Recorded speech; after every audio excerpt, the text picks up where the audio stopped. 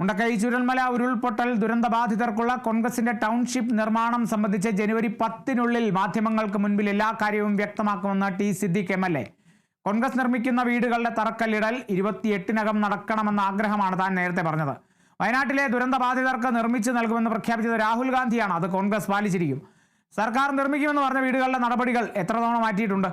സർക്കാരിന്റെ വീട് നിർമ്മാണ പദ്ധതി CPIM പദ്ധതിയല്ല. UDF MLA-മാർ അതിനുവേണ്ടി പണം കൊടുത്തിട്ടുണ്ട്. രാഹുൽ ഗാന്ധിയുടെ നിർദ്ദേശപ്രകാരം കർണാടക സർക്കാർ 100 വീടുകളുടെ പണം കേരള സർക്കാരിന് കൊടുത്തിട്ടുണ്ടെന്നും ടി സിദ്ദിഖ് കോഴിക്കോട് വാർത്താ സമ്മേളനത്തിൽ പറഞ്ഞു. സർക്കാരിന് എത്ര തവണ മാറ്റി പറഞ്ഞിട്ടുണ്ട് സർക്കാർ? പിന്നെ കോൺഗ്രസ് ഒരു തവണ മാറ്റി പറയുമ്പോൾ നിങ്ങൾക്ക് എന്താ പ്രശ്നം? ഡിസംബർ മാസം 28-ാം തീയതി കോൺഗ്രസ് ജന്മദിനത്തിൽ ഈ വീടിന്റെ തറക്കല്ലിടണം എന്നാണ് ആഗ്രഹം. അത് നേതൃത്വത്തെ അറിയിച്ചിട്ടുണ്ട്. സർക്കാർ പദ്ധതി LDF പദ്ധതിയല്ല, സർക്കാർ പദ്ധതിയാണ്. ആ പദ്ധതിയിലേക്ക് ഒരു മാസത്തെ ശമ്പളം UDF-ന്റെ മുഴുവൻ MLA-മാരും കൊടുത്ത ആളാണ്. അതിൽപ്പെട്ട ഒരാളാണ് ഞാൻ. കോൺഗ്രസ് MP ആയ ശ്രീ രാഹുൽ ഗാന്ധി 100 വീടിന്റെ പണം കർണാടക സർക്കാരിനോട് കൊടുക്കാൻ പറഞ്ഞു. ആ കർണാടക സർക്കാർ പണം കൊടുത്തു. കേരളത്തിന്റെ മുഖ്യമന്ത്രി തറക്കല്ലിടലില് കർണാടക സർക്കാരിന് പണം കിട്ടി എന്ന് അവിടെ പ്രഖ്യാപിച്ചു.